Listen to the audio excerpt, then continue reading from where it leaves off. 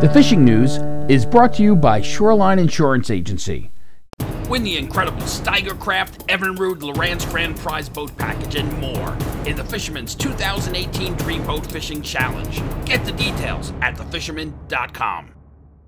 It's time for this week's video fishing forecast. Weatherwise, it looks like the winds will be down over the next few days, but you may have to keep an eye out for thunderstorms at some point over the weekend. Dave from Westlake and Montauk called striped bass fishing off the charts prior to Tuesday's sloppy conditions. He's weighted many fish pushing the 50-pound mark and loads of bass in the 40-pound range. Live eels, porgies, and spot are taking most of the fish, with the flood tide outproducing the ebb tide. There's been some very good fluke catches reported, but they are in the minority, with too many slow days between the good ones. Porgies are thick everywhere, and sea bass action has ranged from fair to good depending on the day and location. On the North Fork, Captain Richie Jensen of the Nancy Ann 4 out of Orient told of lots of stripers from 6 to 7 pounds to the mid-teens during the day on bucktails, and some bigger fish into the 30-pound class on night tides taking eels and bucktails.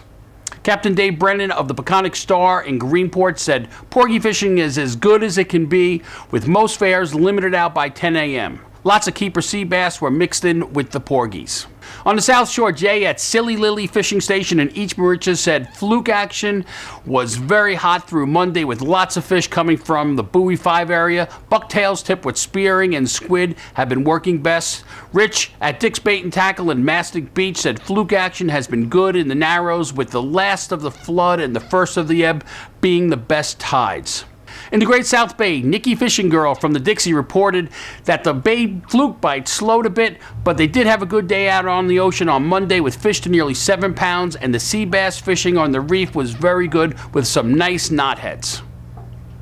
Captain Renee on the open boat Laura Lee reported very good sea bass action on both day and night trips. Porgy, squid, mackerel, some bluefish, and triggerfish were mixed in with the sea bass during the week. They also had some nice fluke to 7 pounds. Now at the very latest from the Great South Bay, let's go to Captain Al Lorenzetti. Hey Tim, the fishing report, it's a pick inside Fire Island Inlet. A few keepers still around, waiting for another body of fish to move in. I fished today, had a few keepers. Nothing great, but you know, a couple of keepers in the mix. A lot of sea robins. Buddy of mine, Rich Figlia, he was fishing offshore today. I think around the Fire Island Reef, he had a couple of really nice fluke out there. And there's a bunch of sea bass on the offshore pieces as well. Sea bass fishing is good. And shark fishing is also excellent. And you don't have to run far. Anywhere from, I don't know, 90 feet of water to 120 feet of water seems like a good area. So that's about it for this week, Tim. Hope everybody gets out there. Friday's going to be real good. Looks like most of the weekend good. To the west, Bill Witchie at Combs Bait and Tackle in Amityville said strong currents and weed from the new moon affected the inner bays during the week, but conditions were much better the last few days. There's been some good fluke scores reported from the Wantor Bridge to the Jones Inlet and the Coast Guard Station area, including fish to 8 pounds. Some decent-sized fluke were also taken at the Cholera.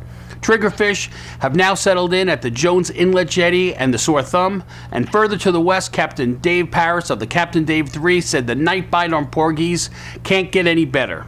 Fluking has been very good near the Verrazano Bridge, with fluke to 10 pounds on the weekend.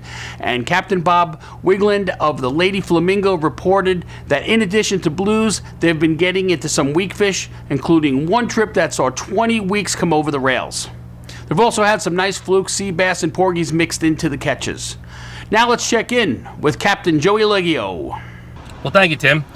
Down by me, fishing anywhere from the Lindell High School in Long Beach to the Atlantic Beach Bridge. There's plenty of fluke life in there, shorts, keepers coming in as well. But the action's there, the life is there. So that's also a sure bet. Go to the Atlantic Beach Bridge. The stripers are still there. Small, you know, a lot of small stuff. But again, action's fun. Also try around the structure of the bridge, maybe get some triggerfish and stuff. They have moved in. Off to the Atlantic Beach Reef or the Rockaway Reef. There's plenty of action on the bottom fishing. Porgies, sea bass, fluke. Been catching a couple pollock, which was a nice bycatch. And of course triggerfish again. With the triggerfish, it's a simple high-low rig, smaller hooks because they do have a small mouth. And basically it's just some clam. And you can fish on top of the structure, the edges. If you're going for the fluke, get up against that wall, fish the edges of that wall, and the fluke will be hanging there. Bucktails, high-low rigs with the Mylar teasers, and that's going to do the trick. Of course, gulp, squid, spear, and all your basics. But never leave the dock without the gulp. The gulp is definitely key right there on the high-low rigs. But other than that, water's warming up. Some exotics are moving in. Also heard of a couple kingfish on some of the piers coming in, which is nice. A really tasty little treat. Those kingfish are pretty good. Other than that, that's basically my report out of Debs Inlet. The action's there, and go out, enjoy, and have a great weekend. On the North Shore, porgies remain a sure bet all over the Sound, especially on the West End. Some decent bass to 30 pounds still being chunked off the points after dark. Blaze at Duffy's reported that Mike Caruso chunked Matinacock Point for 4 bass to nearly 34 pounds in just an hour of fishing time. Fluking has been okay in most areas, but not great. Better scores have been coming from the Huntington and Smithtown Bay area. The James Joseph had a fluke of 12 pounds, and Cow Harbor Bait and Tackle weighed in one at 11 pounds. Now let's check in with Hawaiian Dan. Thanks, my good friend Tim. Aloha from Hawaiian Dan of TalkFishTV.com, reporting for the Fisherman. Again, out and amongst the beautiful backwaters of Long Island that can be found just about anywhere, and a great opportunity to bend a rod. I will tell you this, the grass shrimp from last week have been pushed out and replaced with brain bait that are no bigger than about an inch. I hope I caught that on video for you. But that coincides with the size of the predator fish. Small prey, small predators. I will tell you this, I did catch the tail end of the ebb tide of the outgoing, and the bigger fish such as stripers and blues tend to like more current. With that said, you can see from the video clips that there are plenty of porgies to go around. A great opportunity to get the family and the kids out there and bend some rods and have just a good time on the water. I missed about 5 times as many fish as I actually landed. Now I'm about to give you 5 tips that are guaranteed to help you catch more fish, so pay close attention. Are you ready?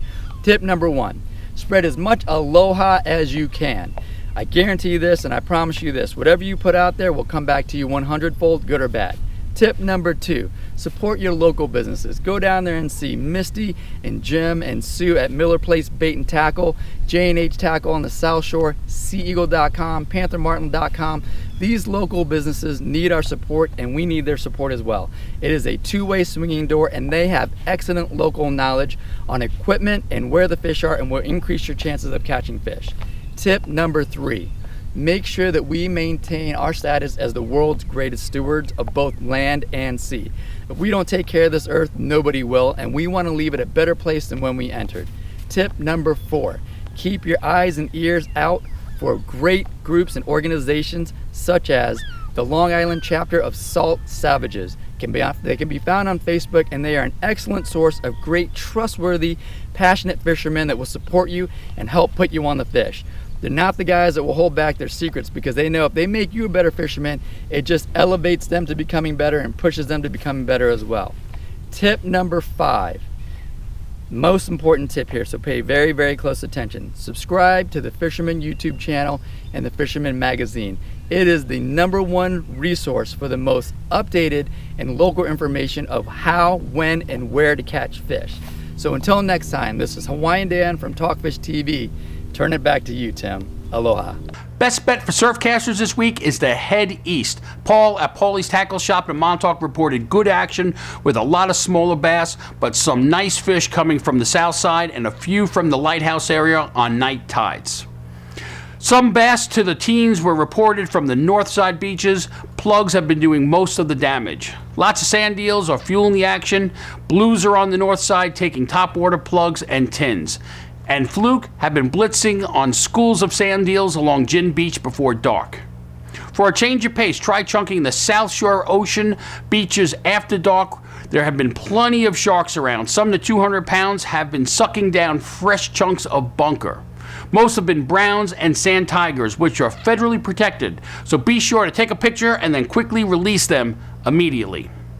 If you like to talk surf fishing and want to help kids out that are combating cancer, Fred Golofaro has the scoop on an event definitely worth attending. Yeah, that's right, Tim. This Saturday is the day for Bill Wetzel's annual Surf Rats Ball Shindig. It's also a fundraiser. It's being held at Tightlines Tackle in Sag Harbor.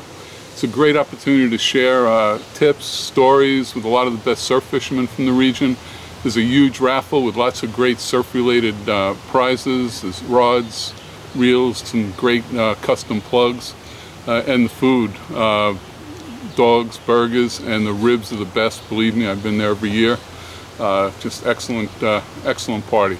The raffle features over $10,000 in prizes, and all the money raised goes to the Moore Foundation to help kids with cancer. So it's a great cause.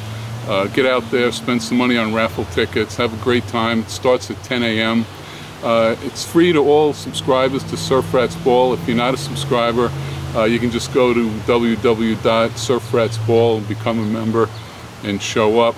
And if you need more information, you can call Bill Wetzel. Call Bill at 631-987-6919. There's also on the weekend, Saturday, this Mulder's Landing's Fluke Shootout. What they've done this year is roll their 2 shootouts into one big one. That translates into bigger cash prizes, more raffles, big Calcuttas, and a super barbecue party with a band, live music. The adult entry fee for that is $75. Junior anglers is kids under 16, that's $25 entry fee. There's a mandatory captain's meeting that's being held at Molnar's this Friday. That's at 7:30 p.m. Rain date is Sunday, the 22nd. For more info, call 631-728-1860.